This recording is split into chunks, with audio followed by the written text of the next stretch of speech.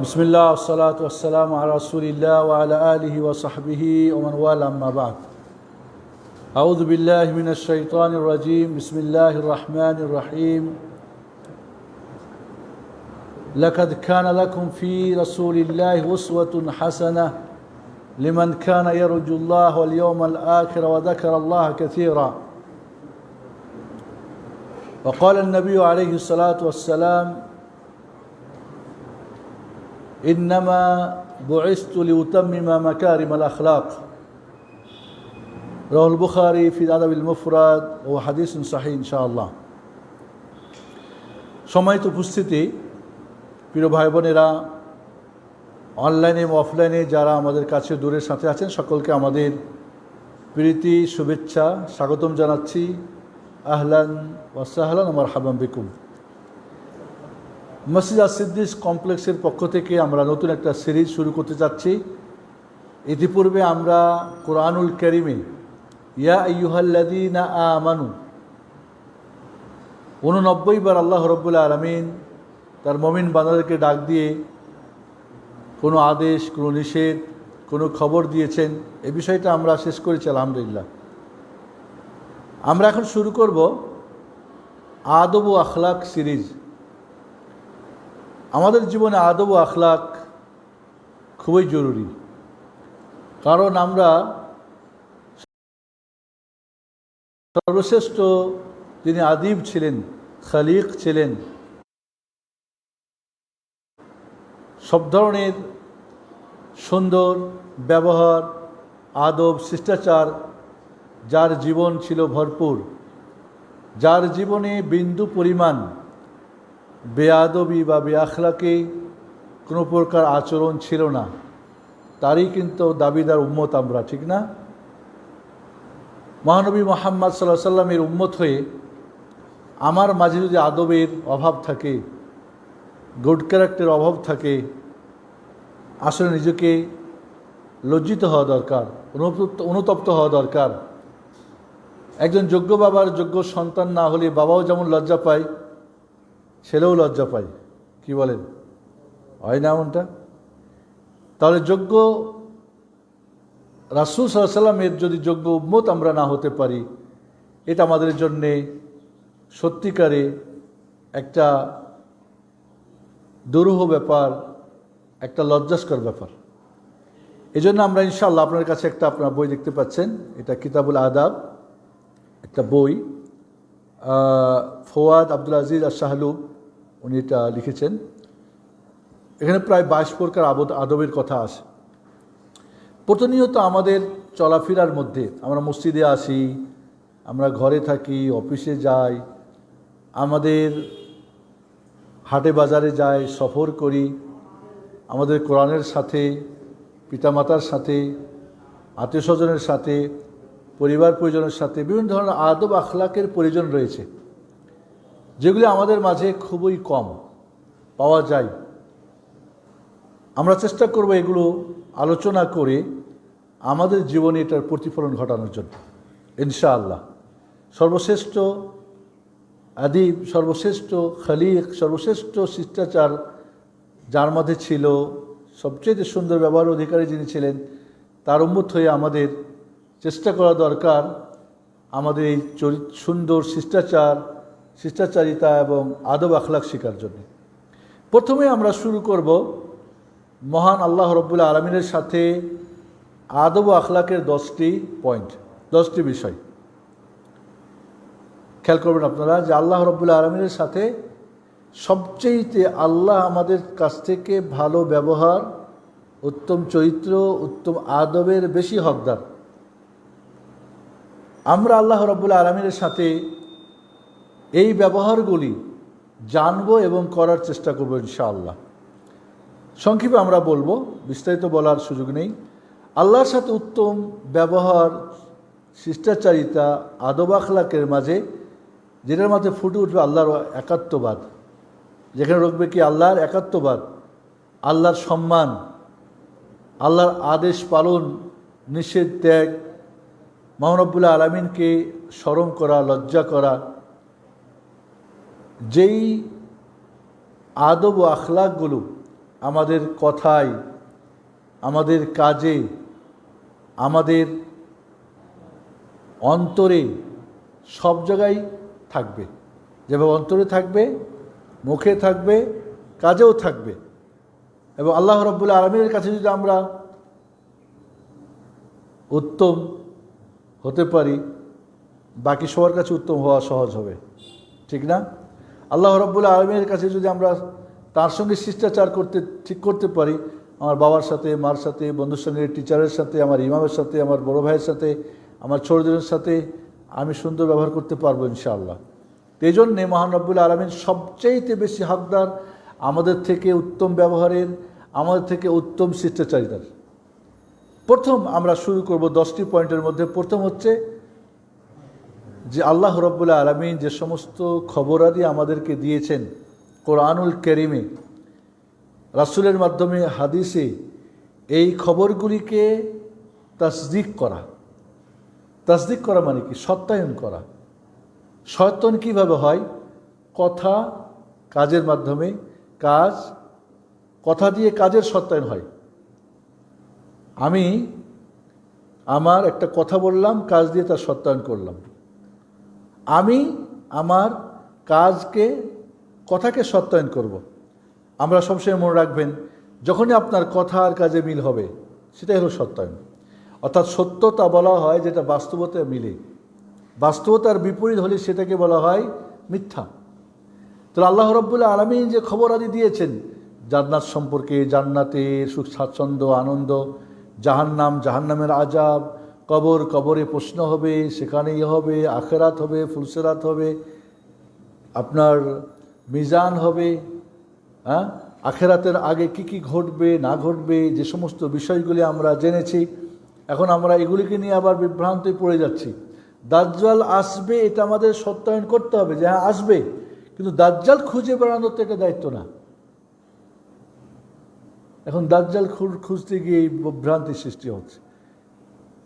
মাহাদি আসবেন, ঠিক আছে, ইমাম মাহাদি আসবেন, এটা আমাদের বিশ্বাস করতে হবে, কিন্তু কে মাহাদি আর কোথায় আসবে এই নিয়ে আমরা শুরু করলাম, এটা আল্লাহর সঙ্গে আদব না। আল্লাহ তো একটু বলে নেই, বলছেন নাকি? আল্লাহ যতটুকু আমাকে বলে দিয়েছেন অতটুকুই আমার মাঝে থেকে যাওয়া। তাহলে আল্লাহ ওমান আসদাকু মিনাল্লাহি হাদিসা, সূরা নিসার 87 নম্বর আয়াত, যে আল্লাহর চাইতে সত্যবাদী আর কেউ নেই। তাহলে আল্লাহর যেগুলো খবর আমরা কোরআনের মাধ্যমে, আমরা হাদিসের মাধ্যমে, তার রাসূলের হাদিসের মাধ্যমে পাবো, এটাকে সত্যায়ন করা, এটাকে বিশ্বাস করা, এটাকে আমলে নিয়ে আসা, এটা আল্লাহর সঙ্গে আদব। অনেকে বলে কি, আরে কাফের হলে কি, ওদের আদব আখলাক অনেক ভালো, তাই নাকি? প্রথমেই তো সে আল্লাহর সঙ্গে চরম বেয়াদব, প্রথমেই তো সে আল্লাহর সঙ্গে সবচেয়ে দুর্ব্যবহারকারী, কারণ আল্লাহর খবরগুলিকে সে বিশ্বাস করে না। কিসের মরণ? মরণের পর আবার কি, আখেরাত কি, মিয়াদ কি? তো সবচেয়েতে চরম বেয়াদব। আর এই বেয়াদবকে আপনি বলছেন অনেক আদব, ওদের আখলাক ভালো, ওরা অনেক ক্যারেক্টার ভালো। না, ও সবচেয়েতে বড় বেয়াদব, সবচেয়েতে বদখলক তার মধ্যে রয়েছে। এই জন্য আমরা অনেক সময় না বুঝে কথা বলি না, যে আল্লাহর কাছে বেয়াদব, যে আল্লাহর সঙ্গে তার ব্যবহার খারাপ, তাকে আপনি কিভাবে ভালো বলেন? এটা অন্যায় না? মা বাবার সঙ্গে তার ব্যবহার ভালো না, গ্রামের লোকজনের সঙ্গে ভালো, ও কি ভালো নাকি?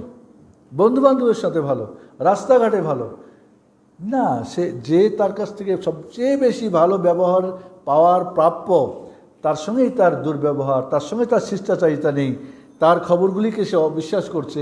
এবং এই যে আল্লাহর খবরগুলি নিয়ে এখন যে সমস্ত হুজুররা এই যে ডানে বামে বিভিন্ন ধরনের উক্তি, দাজ্জাল এসেই গেছে,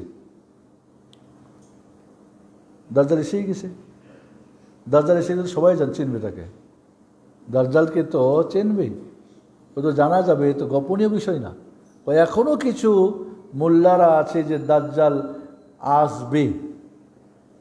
আবার এক পণ্ডিত কয় রাসূল সাল্লাল্লাহু আলাইহি ওয়াসাল্লাম তো নিজেই দাজ্জালের ব্যাপারে সন্দিহান ছিল, উনি এক পণ্ডিত। তাহলে ও কি আল্লাহর সঙ্গে উত্তম ব্যবহারকারী, আল্লাহর সঙ্গে শিষ্টাচার রক্ষা রাখছে না? ও বেয়াদব, ও বেআখলাক।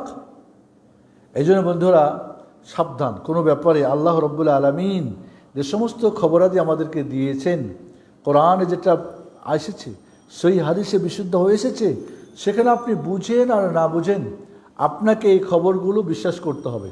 কবর আজা হয়তো আমি দেখি না, যা দেখি তা মানি না, তো বেয়াদব না? কবরে আযাব সহি হাদিসে আসলেও কোরআনে তো স্পষ্ট নাই। আর সহি হাদিস বিবেকের সাথে যদি কি হয়, সাংঘর্ষিক হয়, ওটা মানার দরকার নেই। বেয়াদব না?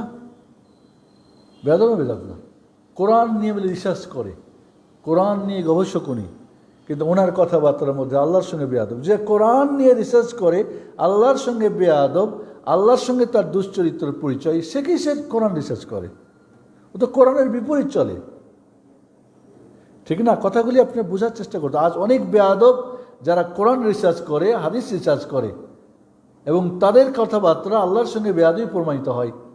এই জন্যে আল্লাহ রব্বুল আলমিনের সাথে আদব রক্ষার এটা প্রথম, যে রব্বুল আলমিন যা খবর আদি দিয়েছেন, যেটা ভবিষ্যতে ঘটবে বা অতীতে ঘটে গেছে। নবী রাসূল এসেছেন, বিভিন্ন ফেরাউনকে দেখছেন নাকি আপনারা? কারণকে দেখছেন, আজ সামুদকে দেখছেন, মুসা ঈসাকে দেখছেন, তার যা আপনি দেখেন নাই বিশ্বাস করতে হবে। কোরআনুল কারীমে এবং বিশুদ্ধ হাদিসে রাসূলের মাধ্যমে যে খবরও এসেছে, আপনি যেভাবে আসলে বিশ্বাস করতে হবে। এর ব্যাখ্যা বিশ্লেষণ এটা ওটা করা মানেই হচ্ছে শয়তান আপনাকে ডানে বামে নিয়ে যাওয়া। আপনি শয়তানের কাছে প্রিয়, আল্লাহর কাছে অপ্রিয়। আপনি আল্লাহর সঙ্গে খুব, মানুষের সঙ্গে খুব, অনেকে দেখবেন এরকম দেখা যায় যে বাহ্যিকভাবে আদব খুব শিষ্টাচারিতা দেখায়, কিন্তু ওরা সবচেয়ে বড় বেয়াদব, মনে রাখবেন। নাম্বার 2, আল্লাহর সঙ্গে উত্তম ব্যবহার, উত্তম চরিত্রের কি? আল্লাহ যে আদেশগুলি করেছেন পালন করা, যা নিষেধ করেছেন ত্যাগ করা। আপনার কর্মচারীকে বললেন যা কাপ চা নিয়ে আসো, কফি নিয়ে আসছেন, চায়ের চেয়ে কফি ভালো না? চায়ের চেয়ে কফির গ্রেড উপরে না পড়ে না? রাগ করবেন না? বিশেষ করে যদি কফি খেলে আপনার ঘুম না হয় তখন কী করবেন? অনেকে কফি হয়তো পেটে হয়, তাহলে আপনার একটা আদেশ, ও তো আপনার চেয়ে ভালোটা আনছে, এই বেয়াদব ছেলে বলবেন। আপনার কর্মচারী আপনার আদেশের বিপরীত করলে যদি বেয়াদব হয়, তো মহান রব্বুল আলামিনের যারা আদেশের বিপরীত চলে তারা সবচেয়ে বেয়াদব না? বেয়াদব না? এরকম বহু বেয়াদব আছে যাদেরকে আমরা মনে করি খুব আদবওয়ালা, যারা আল্লাহর আদেশ, আল্লাহর আদেশ কি? আদেশের মধ্যে যেটা ওয়াজিব, ফরজ, যেটা ওয়াজিব, এগুলো আদেশ, এবং আল্লাহর নিষেধ ত্যাগ করে যেটা হারাম পর্যায়ের। আল্লাহ সুদ হারাম করলেন, ঘুষ হারাম করলেন, ব্যভিচার হারাম করলেন, জেনা হারাম করলেন, অনেক কিছু হারাম। এইগুলি হারামের সঙ্গে তার সর্বক্ষণ হারামের সঙ্গে সে জড়িত, এবং যার নিষেধ করেছেন তা লঙ্ঘন করছে, যা আদেশ করছেন তা পালন করছে না। একে যদি আমরা আদম মনে করি যে লোকটা খুব ভালো লোক, চরিত্র খুব সুন্দর, আর ওরা নামাজ না পড়লে কি হবে? খুব ভালো চরিত্র, আরে ওরা এর করলে ওর মতো লোকই হয় না। বাহ, যে আল্লাহর সবচেয়ে আল্লাহর সঙ্গে বেয়াদবি করে, আল্লাহর সঙ্গে তার ব্যাড ক্যারেক্টার, এই লোকটা কীভাবে ভালো হয়?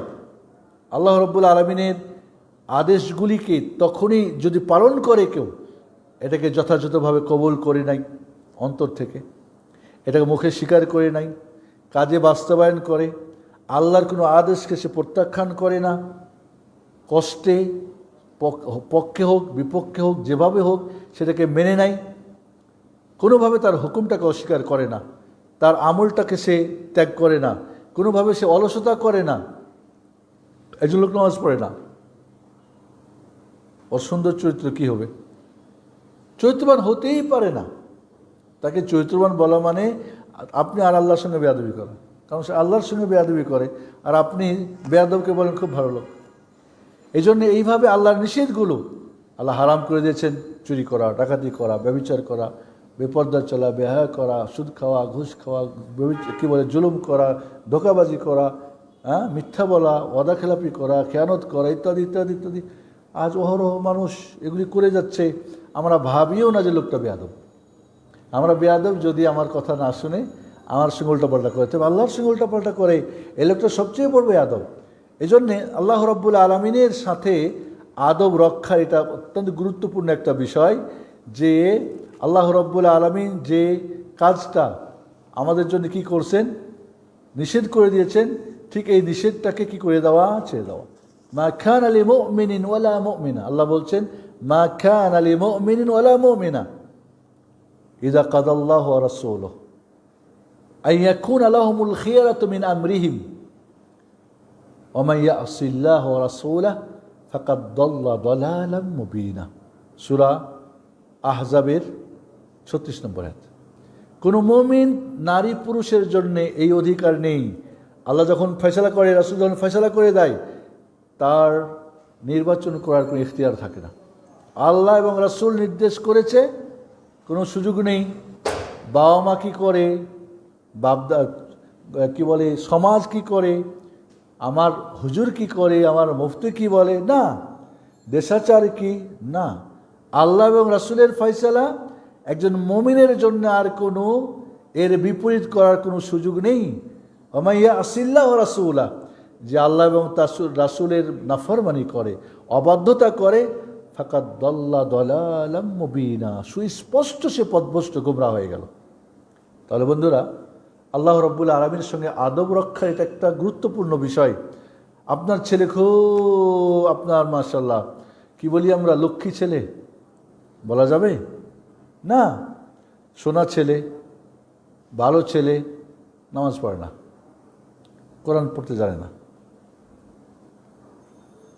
খুব ভালো ছেলে, ও আল্লাহর সঙ্গে বেয়াদব, তো আপনি ওকে আদব বলছেন খুব ভালো, কেমনি ভালো?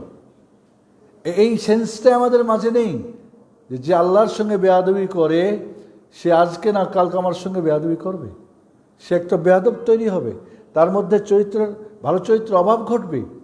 এই জন্যে আল্লাহ রাব্বুল আলামিনের আদেশ এবং নিষেধ পালনটাই হচ্ছে আল্লাহর সঙ্গে, আদেশ পালন করা, নিষেধ ত্যাগ করা, আল্লাহর সঙ্গে উত্তম ব্যবহার, আল্লাহর সঙ্গে উত্তম শিষ্টাচারিতা।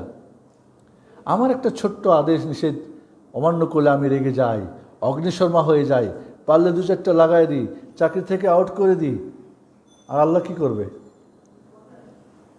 তারে বান্দা বলে কবুল করে নিবে? করবে না। এই জন্যে নূহ আলাইহিস সালাম যখন ছেলে কেনান ডুবে মরছে, বলছি ইয়া বুনাইয়া আরকাব মা'ানা, আমাদের তাওহীদের কিস্তিতে উঠে যা। কেনান কয় না, ওই জুদি পাহাড়ে চলে যাব, বেঁচে যাব। ঠিক যখন ডুবে মরছে তখন তাকে ডাকছে, আল্লাহ রাব্বুল আলামিন কাছে বলছে ইন্নাহু মিন আহলি, ও তো আমার পরিবারভুক্ত। আল্লাহ কি বলছেন? ও তোমার পরিবারভুক্ত না, বংশীয়ভাবে তোমার ব্লাডের সম্পর্ক হলো, তোমার ইমানের সম্পর্ক তার সঙ্গে নেই, আকীদার সম্পর্ক নেই। এই জন্য বন্ধুরা, আপনার বাবা হোক, মা হোক, বন্ধু হোক, দেশ হোক, হুজুর হোক, মুফতি হোক, সে শিরক করছে, সে বিদআত করছে, সে হয়তো অপসংস্কৃত আছে, সে উল্টাপাল্টা চলছে, অবশ্যই বেয়াদব। আপনাদের তাকে আদব শেখানো, আল্লাহর আদেশ পালন করার জন্য তাকে বাধ্য করা, নিষেধ ত্যাগ করার জন্য বাধ্য করা। আপনার ছেলে হতে, স্ত্রী হতে পারে, অনেকেই হয়তো ওয়াইফ আপনার সঙ্গে খুব ভালোবাসা, তাই আপনার সঙ্গে ভালোবাসা, আপনার খুব প্রিয়, অনেক ভালো, ঠিক আছে, কিন্তু আল্লাহর কাছে কি সে ভালো? সেটা একবার খেয়াল করছেন? এবং মনে রাখবেন, আল্লাহর যে প্রিয় হবে, আল্লাহর সঙ্গে যে আদব ঠিক রাখবে, আখলাক ঠিক রাখবে, সে সবার সঙ্গে ঠিক রাখতে পারবে। বাট মানুষের সাথে করতে পারলেও সে আরেকজনের সঙ্গে করবে না, একজনের সঙ্গে, তার মধ্যে ত্রুটি দেখা যাবে। এই জন্য আজ আমাদের সমাজে এই ধরনের আল্লাহর সঙ্গে চরম বেয়াদব যারা আল্লাহর ফরজগুলিকে করছে, কি ত্যাগ করছে, হারামগুলিকে লঙ্ঘন করছে, এরা আমাদের সমাজে হয়তো অনেক সমাদৃত, অনেক ভালো ব্যবহারকারী, অনেক উত্তম চরিত্র, তার কত প্রশংসা আমরা করে থাকি। কোনো মুনাফিককে সম্মান করা জায়েজ নেই, জায়েজ নেই। তাকে আপনি এটা ওটা বিভিন্ন ধরনের তাকে গুণান্বিত করবেন, ভূষিত করবেন, অমুক তমুক, এই সেই, এটা অন্যায় করবেন। তার সন্তুষ্টি অর্জন করে আপনি আল্লাহর অসন্তুষ্টি নেবেন। তো এই জন্যে আজ আমরা কিন্তু এটা ধরি না, যে আল্লাহর আদেশ পালন করে না, নিষেধ ত্যাগ করেন, এটা একটা বেয়াদবি মহান রব্বুল আলমিনের সঙ্গে, তার সঙ্গে যে একটা চরম বেয়াদবি এবং এটা যে অত্যন্ত একটা ব্যাড ক্যারেক্টার, এটা আমরা মনেই করি না সমাজ। আমরা মহান রব্বুল আলমিন তিনি সবচেয়ে বড় হকদার তার আদেশ পালনের জন্যে, তার নিষেধ ত্যাগ করার জন্যে। আজ আপনি যেখান থেকে আপনার কর্মচারীদেরকে আদেশ নিষেধ লঙ্ঘন করলে আপনাকে লাগে, কষ্ট হয়, মহান রব্বুল আলমিনের কষ্ট হয় না? মহান রব্বুল আলমিন তার হারামকৃত বস্তুকে কেউ হালাল করে নিল আর হালালকে হারাম করলো, এটা বড় অন্যায়। এই জন্যে আমরা চেষ্টা করব মহান রব্বুল আলমিনের কাছে সবচেয়ে আদব এবং আখলাকে উন্নত হওয়ার জন্যে, যে আল্লাহর আদেশগুলিকে সঠিকভাবে পালন করব যথাযথভাবে এবং নিষেধগুলিকে পরিপূর্ণভাবে ত্যাগ করব। নাম্বার 3, আল্লাহ রব্বুল আলমিনের ফায়সালাতে সন্তুষ্টি প্রকাশ করা।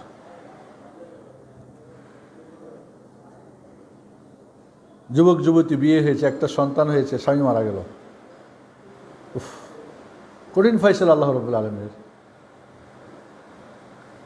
মেনে নয় জন্য কঠিন। বিধবা হয়ে গেল, সন্তানটা কি করবে, কেমনে কি ইত্যাদি, বিশাল এক কঠিন বিশাল সিন্ধের জন্য তার জীবন না মেনে নিতে হবে। কিছু করেনি, ছেলে মারা গেছে, আত্মীয় মারা গেছে, আজ এই করোনাতে কতজনের কত কিছু।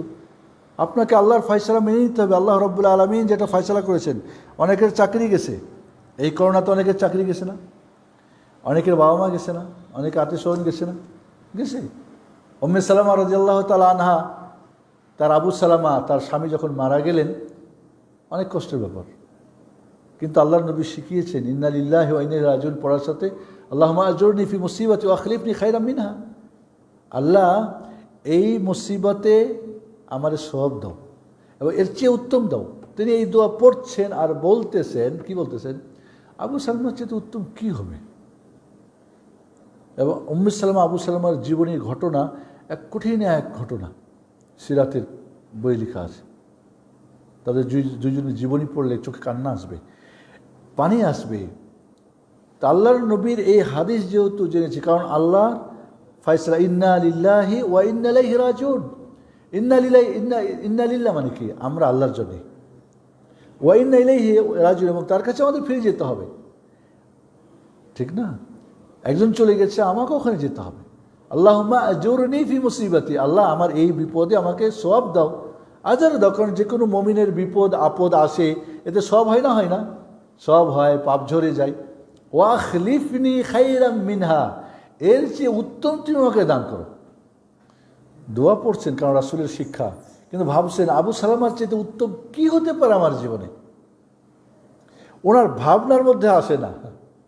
ইদ্যত যখন শেষ হলো, এই উম্মে সালামার জীবন কাহিনী রাসূল সাল্লাল্লাহু আলাইহি ওয়াসাল্লাম জানতেন। এমন একজন অসহায় নারী, বিধবা নারী, ছোট ছোট ছেলে মেয়ে নিয়ে যাবে কোথায়, এবং এর জন্য উপযুক্ত কাউকে নির্বাচন না করে মুহাম্মদ সাল্লাল্লাহু আলাইহি ওয়াসাল্লাম নিজেকে নির্বাচন করে প্রস্তাব পাঠালেন বিয়ের। প্রস্তাব পেয়ে উনি বুঝলেন যে এবার তাহলে ওই দোয়া খায়রাম মিনহা, আবু সালামা আর মোহাম্মদ, অবশ্যই মোহাম্মদ সাল্লাল্লাহু আলাইহি ওয়াসাল্লাম উত্তম, কোনো সন্দেহ নেই। এই তো দোয়ারই তো প্রতিফলন যে আল্লাহ রাব্বুল আলামিন আমাকে আবু সালামার জায়গায় মোহাম্মদ রাসূলুল্লাহ সাল্লাল্লাহু আলাইহি ওয়াসাল্লামকে আল্লাহ আমার ব্যবস্থা করে দিচ্ছেন। এটা ফায়সালা। মোহাম্মদ রাসূলুল্লাহ সাল্লাল্লাহু আলাইহি ওয়াসাল্লামের জীবনে কি ফায়সালা ঘটছে বলেন? দুনিয়া আসার আগে বাবা গেছেন, ছোটকালে মা গেছেন, দাদা ছিল তিনিও গেলেন, চাচা, তারপর ইসলাম গ্রহণ করলেন না, তারপরে জীবনে কি ঘটছে? আপনার জীবনে যে কোনোই ঘটনা ঘটে যাক, কারণ এটা আল্লাহ রাব্বুল আলামিনের ফায়সালা। যদি আপনি ফায়সালাতে উহা করেন, তাহলে আপনি আল্লাহর সঙ্গে বেয়াদব হয়ে গেলেন।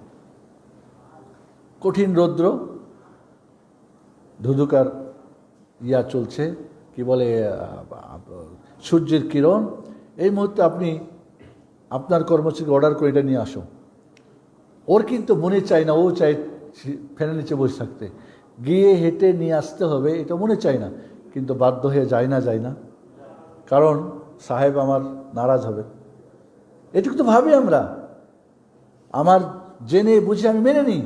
মহান রব্বুল আলামিনের ফায়সালার মধ্যে মনে রাখবেন, আল্লাহর কোনো ফয়সালাতে জুলুম নাই, ইনসাফ রয়েছে, এবং এর পরিবর্তে আপনি কি পাবেন সেটা তিনি ভালো জানেন।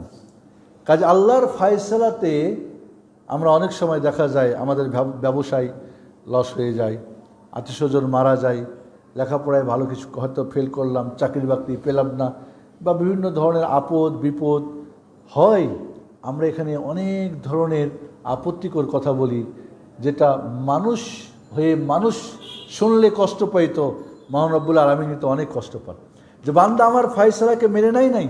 আচ্ছা, আপনি মানলেন না তো কি আপনার হলো? আপনি আল্লাহর ফয়সালাকে মানলেন না। আমি অনেক সময় বলি যে মানুষ সুখী জীবনের জন্য আমি একটা পয়েন্ট বলি যে আপনার জীবনে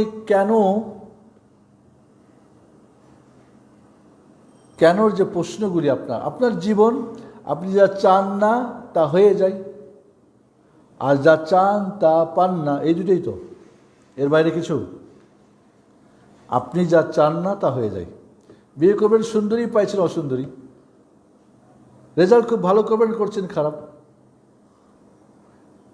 যা চান নাই তা হয়ে গেছে, আবার যা চাচ্ছেন তা পাচ্ছেন না। এই দুটোই দারুণ কিছু আছে বলেন তো? এই দুইটার বাইরে কিছু আছে? আচ্ছা, যা চাইছেন আপনি চাইলেই হবে না, উনি চাইলে হবে। আপনি যা চান না যে হবে না, তো আপনি না চাইলে হবে না, উনি না চাইলে হবে। তাহলে এখানে কিন্তু আপনার শক্তির ভিতরে যতটুকু আপনি চেষ্টা করেন, আপনি রোড পার হবেন, চোখ খুলে ডানে বামে দেখেই পার হবেন। এরপরেও যদি ঘটে যায় কিছু ঘটনা অতর্কিতভাবে, অনেক সময় ছানা বড়া লেগে যায়, অনেক সময় দেখছেন একটা ভাবছেন একটা হয় এরকম, তাহলে কি করবেন? ইন্না লিল্লাহি ওয়া ইন্না ইলাইহি রাজিউন, আল্লাহুম্মা আজুরনি ফি মুসিবাতি ওয়া আখলিফনি খাইরাম মিনহা। এই জন্যে মৃত্যুর সংবাদ শুনলে কি উত্তর দিতে হয়? আপনি মৃত্যুর সংবাদ শুনলেন, ইন্না লিল্লাহি ওয়া ইন্না ইলাইহি রাজিউন বললেন। যাদের মারা গেছে তারা বলবেন ইন্না আল্লাহুম্মা আজুরনি ফি মুসিবাতি, বা আপনি বলতে পারেন। যাদের এই সমস্যা হলো, যাদের পরিবারে কেউ তাদেরকে আপনি শোকবার্তা কি দিয়ে দিবেন? শোকবার্তার শব্দগুলো কি? ইন্না লিল্লাহি মা আখায, নিশ্চয় আল্লাহর জন্য যা নেওয়াতি নেই। ইন্না লিল্লাহি মা আখায ওয়া লাহু মা আতা, তিনি যাকে চান দেন, যাকে চান নেন। দেওয়া নেওয়ার পাওয়ারটা কার? তাহলে তোমার জীবনে যেটা চলে গেছে পাও নাই আল্লাহ, যেটা পাইছো ওটাও আল্লাহ। কুল্লু শাইইন ইনদাহু বিআজালিন মুসাম্মা, সব কিছুর একটা নির্দিষ্ট সময় তার কাছে ফয়সালা করা আছে। তুমি ভাববা আমরা বলি না অকালে মৃত্যু হয়েছে। অকালে মৃত্যু মানে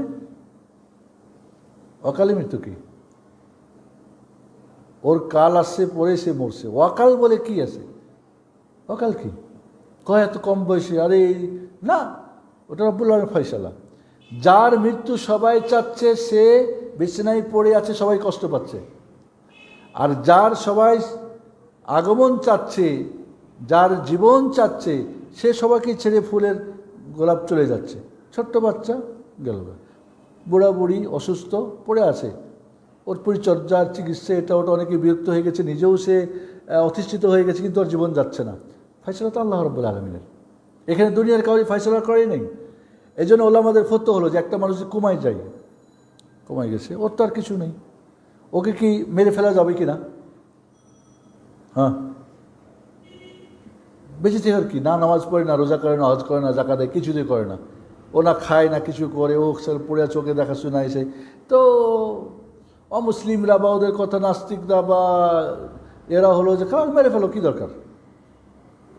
ইসলাম বলছে না হত্যা করলে হত্যা, কারণ ওর এই অবস্থায় থাকাতে ওর ফায়দা হলো ওর গুনাহ মাফ হচ্ছে। আমাদের ফায়দা, ওকে দেখে আমরা শিক্ষা নিচ্ছি, ওর পরিচর্যা করছি, ছেলেমেয়েরা আত্মীয় স্বজনরা আমরাও সহ পাচ্ছি। তাহলে তাকে মেরে ফেলে দেওয়া যাবে না।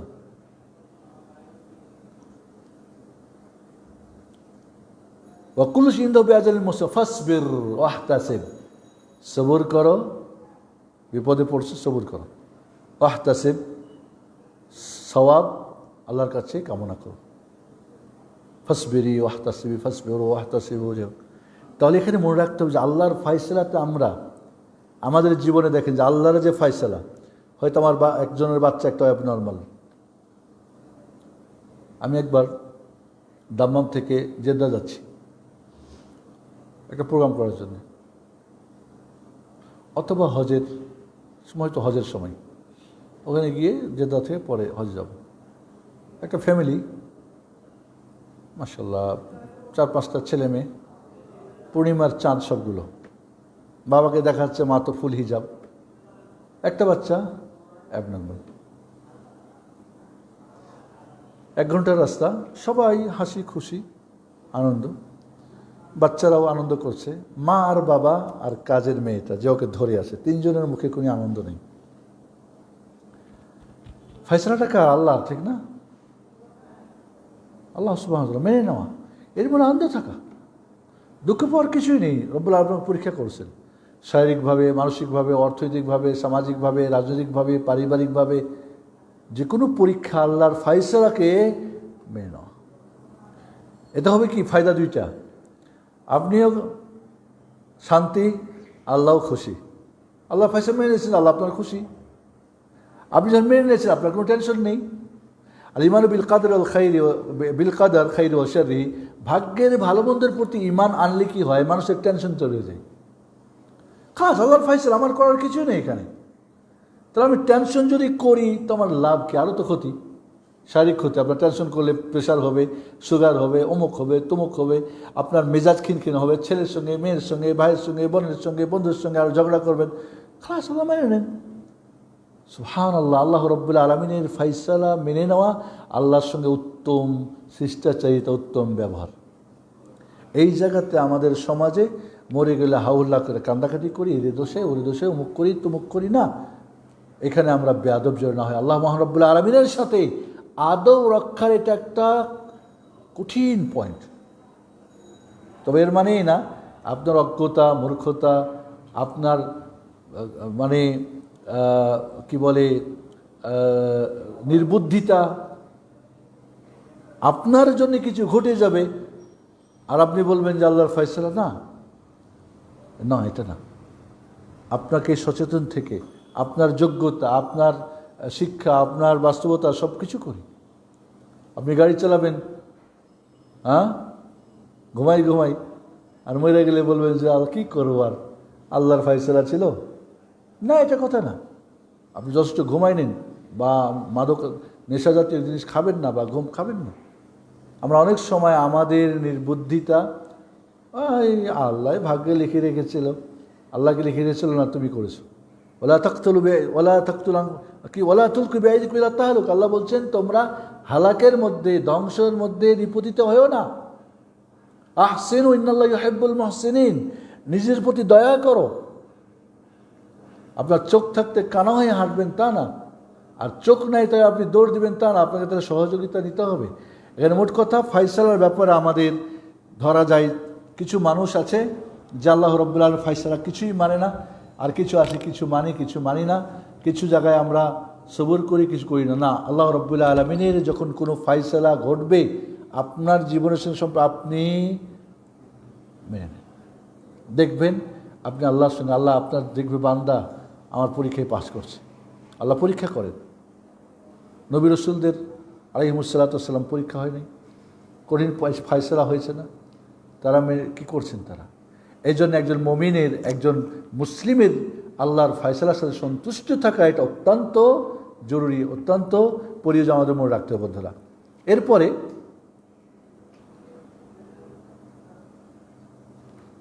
আল্লাহ কি বলছেন, ওয়ালা নাবলুওয়ান্নাকুম বিশাইইন মিনাল খাউফি ওয়াল জুই ওয়া নাকসিম মিনাল আমওয়ালি ওয়াল আনফুসি ওয়াস সামারাত ওয়া বাশশিরিস সাবিরিন। সূরা বাকারা 155। আল্লাহ পরীক্ষা করেন ভয় দিয়ে, ক্ষুধা দিয়ে, ধন সম্পদ, আপনার আত্মীয় স্বজনকে তাদের বিয়োগ ঘটিয়ে, ফলফলারির ফসলের ক্ষতি ঘটিয়ে, কিন্তু অবশ্যই সাবিরিন, ধৈর্যশীলদেরকে কি করো? সুসংবাদ জানাও। এবং আল্লাহ নবী বলছেন আস-সাবরু ফিস সাদমাতিল উলা, প্রথম জায়গাতে সবর। শালা বেটা, এটা ওটা গালি গোলাজ, আপনার ইদি করি, আর কি সবর করি না, একজন মহিলা একটাই বাচ্চা মারা গেছে, কবরে বসে পাশে কাঁদছে। রাসূলুল্লাহ সাল্লাম বললেন সবুর করো। বল আমার বিপদ আপনি এত যান আপনি।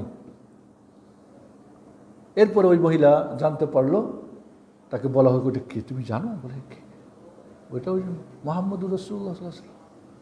বেচারি কান্না টান্না বন্ধ করে এরপর রাসূলের সঙ্গে দেখা করেছে, বলছি ইয়া রাসূলুল্লাহ ভুল হয়ে গেছে আমার, আমি বুঝতে পারি নাই। তখন তিনি বললেন আস-সাবরু ফি সাদমাতিল উলা, প্রথম চোটেই সবরটা, পরে সবর করে কি হবে? পরে তো সবর না, ওইটা হলো কি না পারা, কোনো উপায় নাই তাই। আস-সাবরু ফি সাদমাতিল উলা, প্রথম চোটেই। সুবহানাল্লাহ, মানুষের জীবনে এত মারাত্মক মারাত্মক ঘটনা ঘটে। আমি সৌদি আরবে দীর্ঘদিন সময় থেকে দেখেছি ওদের এই কালচারটা, বিপদে পড়লে সবুর, মাশাআল্লাহ। বিশাল অ্যাক্সিডেন্ট হয়েছে, 2-4 জন মরে গেছে, কোনো সাউন্ড নেই, ভাগাভাগি নেই, দাঁড়িয়ে আছে, পুলিশ এসে যেটা বলবে সেটাই। মাফি চুপ স্যার, খায়ের খায়ের ইনশাল্লাহ, মাফি ভাই মুশকিল। আমাদের হায় রে, ওরে মাইরা পিটোর গাড়ি জ্বালাই টালাই দেওয়ার শেষ। এক মাহবুব পড়ছে, ওরা আরো না। সবর আমাদের প্রথম চুটি, সবরটা করাই হলো দরকার। আল্লাহ রাব্বুল আলামিন এর সাথে যদি আমরা উত্তম ব্যবহারকারী, উত্তম চরিত্রবান হতে চাই, তাহলে মহান রব্বুল আলামিনের ফায়সালাকে মেনে নেওয়া। 4 নাম্বার, আমাদের জীবনে অনেক প্রয়োজন আছে না? আমাদের যখন প্রয়োজন হয় তখন আরেকজনের কাছে চাই না? ছেলে বাবার কাছে, স্ত্রী স্বামীর কাছে, স্বামী স্ত্রীর কাছে, বন্ধু বন্ধুর কাছে, কর্মচারী তার মালিকের কাছে আমরা চাই। সত্যিকারে যে যাকে ভালোবাসে যদি না চাই কষ্ট পাই না? কষ্ট পাই, এটাই নিয়ম। মানুষের হলো চরিত্র হলো বেশি বেশি চাইলে সে কী হয়ে যায়? অতিষ্ঠিত হয়ে যায়। মানুষের কাছে চাইলে যতই প্রয়োজন হয়, 1বার 2বার 3বার বিরক্ত বোধ করে না, রাগ করে। মহান রব্বুল আলামিন না চাইলে রাগ হন। ইয়া আল্লাহ, তাহলে যেই আল্লাহ চাওয়া পছন্দ করে, যে আল্লাহর কাছে চাইলে পাওয়া যায়, শোনে, সে আল্লাহর কাছে চাওয়াটা একটা আদব। আল্লাহর কাছে বেশি বেশি চাওয়া আপনার জীবনে, যা অনেকে বলে কি আল্লাহর কাছে এত আমার চাওয়া পাওয়া নেই, কিসে চাওয়া পাওয়া নেই? চাও। আল্লাহ রাব্বুল আলামিন বলছে ওয়াইদা সাআলাকা ইবাদি আন্নী ফাইন্নী করিব উজিবু দাওয়াতা দাইদা দাআন ফালইস্তাজিবু লি ওয়া লিউমিনু বি। আপনারা জিজ্ঞেস করে রাসূল আমি আল্লাহর সঙ্গে বললেন আমি করিব, নিকটে, যখন আমাকে ডাকে আমি তার ডাকে সাড়া দিই। তাহলে আল্লাহ রাব্বুল আলামিনের কাছে চাওয়াটাও আল্লাহর কাছে করুণা, আল্লাহর ভিক্ষা চাওয়া, আল্লাহর দয়া চাওয়া, আল্লাহর গজব থেকে মাপ চাওয়া, আল্লাহ রাব্বুল আলামিনকে নিজেকে ছোট করা, বিনয়ী করা, এটা আল্লাহর কাছে আদব। আল্লাহর সাথে এটা আদব। আল্লাহর কাছে না চাওয়া, আল্লাহর সঙ্গে বিনয়ী না হওয়া, আল্লাহর কাছে নিজের অভিযোগগুলি, প্রয়োজনগুলি না উপস্থাপন করে, এটা বেয়াদবি। তাহলে আপনার জীবনের প্রয়োজনের জন্যে আপনি দোয়া করেন আল্লাহ রাব্বুল আলামিনের কাছে। সূরা বাকারা 186 নম্বর আয়াত, যখনই বান্দা জিজ্ঞেস করে তখন বলে আমি কারিব, কাছে চাইলেই ফল কি ওয়াইদা সাআলাকা ইবাদি আন্নী ফাইন্নী করিব উজিবু দাওয়াতাদ দাঈ ইযা দাআন। দাঈ যে আমাকে ডাকে, বলে নাই পীর সাহেব ডাকলে শুনবে, মুরিদ ডাকলে শুনবে না, বলছে নাকি? হুজুরে ডাকলে না, দাঈ যে ডাকবে আমাকে। বরং আল্লাহ রাব্বুল আলামিন সূরা গাফিরের আপনার বলছেন কি ওয়াকালা রাব্বুকুম উদউনি, তোমাদের রব বলছেন তোমরা আমাকে ডাকো, নির্দেশ করছেন তোমরা আমার কাছে চাও, ডাকো আমাকে, আস্তাজিব লাকুম, আমি তোমাদের ডাকে সাড়া দেবো। তাহলে আল্লাহ নির্দেশ করলেন চাইতে, ডাকতে, ওয়াদা করলেন দেব। আর কি বললেন? ইন্নাল্লাযীনা ইসতাকবিরু আন ইবাদাতি সায়াদখুলুনা জাহান্নামা দাখিরিন। যারা আমার ইবাদত চাইবে না, ইবাদত করবে না, আমার কাছে বিনয়ী হবে না, তার জন্যে কঠিন অপদস্থ করে তাকে অপদস্থ করা হবে। একদিক থেকে ডাকতে বললেন, দ্বিতীয়ত ওয়াদা করলেন দিবেন, তৃতীয়ত ধমকালেন যদি না চাও। আল্লাহ, তাহলে আল্লাহর কাছে চাওয়া এটা আল্লাহর সঙ্গে আদব। এটাই আদব।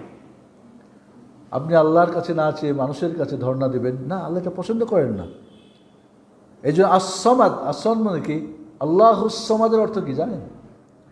আল্লাহ যিনি অমুখাপেক্ষী, সবাই তার মুখাপেক্ষী। এটা কিন্তু সমাদের প্রকৃত অর্থ। এই জন্যে আল্লাহ রব্বুল আলমিনের কাছে আপনার জীবনের যা কিছু চাওয়া পাওয়া, এইটাকে চাওয়া আল্লাহ রব্বুল আলামিন পছন্দ করেন। আল্লাহ কি করেন? পছন্দ করেন। তাহলে আপনি আল্লাহর কাছে চাইবেন না, আল্লাহর কাছে আপনি বলবেন না, এটা আল্লাহর সঙ্গে বেয়াদবি।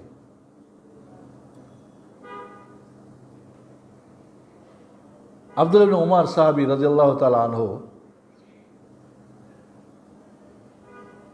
হজের সময় সম্ভবত মালিক বিন মারওয়ান তখন প্রেসিডেন্ট হজ করতে আসছেন। দেখলাম আব্দুল্লাহ ইবনে উমর সাহাবী রাদিয়াল্লাহু আনহু ছিঁড়া ফাটা একজোড়া জুতা হাতে, পাগুলো ফেটে গেছে, ছিঁড়া ফাটা কাপড় চোপড় নিয়ে তওয়াফ করছেন। তো তওয়াফের সময় পাশে বলছেন যে আপনার জীবনে কিছু চাওয়া পাওয়া থাকলে, আপনার কিছু প্রয়োজন হলে আমাকে বলিয়েন বাদশাহ। এখন না। তো ভাবলেন যে তাহলে পরে। তওয়াফ করে বসে আছেন উনি ওনার জায়গায়। আব্দুল্লাহ ইবনে উমর রাদিয়াল্লাহু আনহু তওয়াফ শেষ করে ওনার পাশে গেলেন। উনি খুব খুশি হলেন যে আব্দুল্লাহ ইবনে উমর রাসূলের সাহাবী, তিনি আমার কাছে কিছু চাইবেন, এটা আমি কিছু তাকে দিতে পারবো, সহযোগিতা করব, এটা তো আমার জন্য এক সৌভাগ্যের ব্যাপার। গিয়ে বললেন, ওনাকে গিয়ে বলছেন যে আমি তো আল্লাহর কাছে দুনিয়া চাওয়াটা আমি বেশি পছন্দ করি না, আখিরাত চাই, যা পরিবারটুকি। তা আমি আপনার কাছে কি চাবো? আমি আল্লাহর কাছেই চাই না, আপনার কাছে আমি কি চাবো? লজ্জা পেয়ে গেলেন। উনি লজ্জা পেলেন। উনি ভাবছিলেন যে কিছু চাইবেন, আমি কিছু তাকে দিব এবং এই কাজটা আমি অংশগ্রহণ করবো, এটা খুব ভালো জিনিস। তো অনেক সময় আমরা করি কি, বলার যে উদ্দেশ্য যে আমরা মানুষের কাছে কিছু চাই। অনেক ধারণা মানুষের কি বলে দরজায় গিয়ে আমরা দিই, অন্যের দরজায় নক করি। মহান রব্বুল আলামিনের দরজায় নক করতে আমরা শিখি না কেন? এটা আল্লাহ রব্বুল আলামিনের সঙ্গে বেয়াদবি। আল্লাহর কাছে চান, আপনার জীবনের কি প্রয়োজন আল্লাহর কাছে চাওয়াটাও একটা কি আল্লাহর সঙ্গে আদব রক্ষা করা, আল্লাহর সঙ্গে সুন্দর ব্যবহার রাখা। এই জন্য আমাদের জীবনে আমরা যখন যখন যেটা প্রয়োজন হবে, ছোটোটা তোমার জুতার স্যান্ডেল ফিতা ছিঁড়ে গেছে, স্যান্ডেলের ফিতা ছিঁড়ছে, ওটা আল্লাহর কাছে চাও, ওটা আল্লাহর কাছে চাও। এই জন্য আমরা আল্লাহর কাছে বেশি বেশি চাওয়া, এটাও কিন্তু আল্লাহর সঙ্গে আদব রক্ষা করা। কারণ তিনি এটা পছন্দ করেন, বান্দাকে দেওয়া পছন্দ করেন, কিন্তু আমরা চাইবো না, এটা কিন্তু আল্লাহর সঙ্গে এক প্রকার বেয়াদবি। আমরা আল্লাহর কাছে চাবো আপনার ছোট থেকে বড় যা কিছু প্রয়োজন মহান রব্বুল আলামিনের কাছে সাথে সাথে আপনি চান। 5 নাম্বার,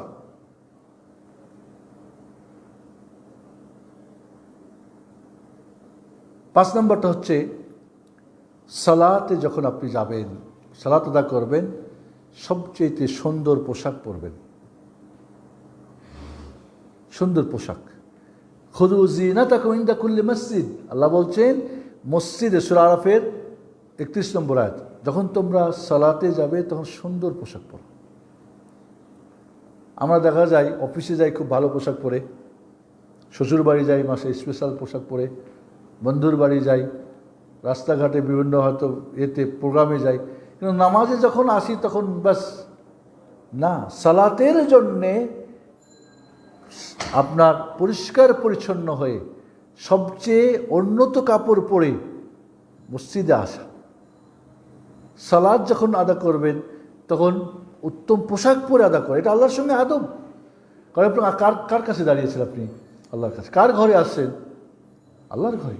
আপনি মানুষের একটা সুন্দর, আপনি এতে যাবেন প্রোগ্রামে, সেখানে আপনি সুন্দর, তো আল্লাহকে কাছে সুন্দর করবেন না? আল্লাহর সঙ্গে। এই জন্য ইমাম ইবনে তাইমিয়া রাহিমাহুল্লাহ বলছেন,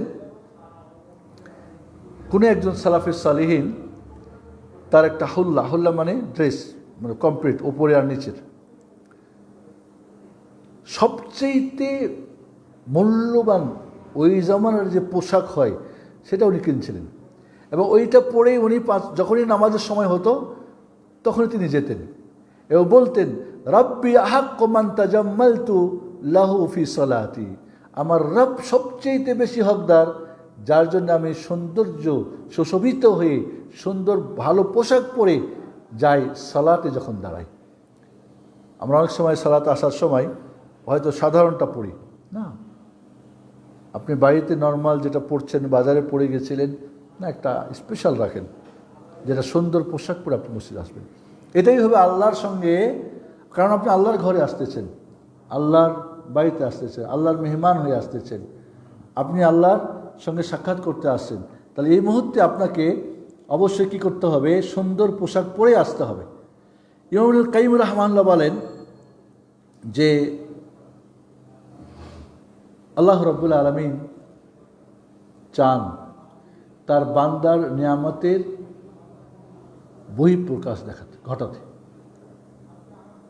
একজন লোক আল্লাহ নবী আলাইহিস সালামের কাছে, গ্রাম্য মানুষ, উস্কো খুস্কো, একেবারে পরিচ্ছন্ন কাপড় চোপড়, একেবারে বলল, আল্লাহ তোমাকে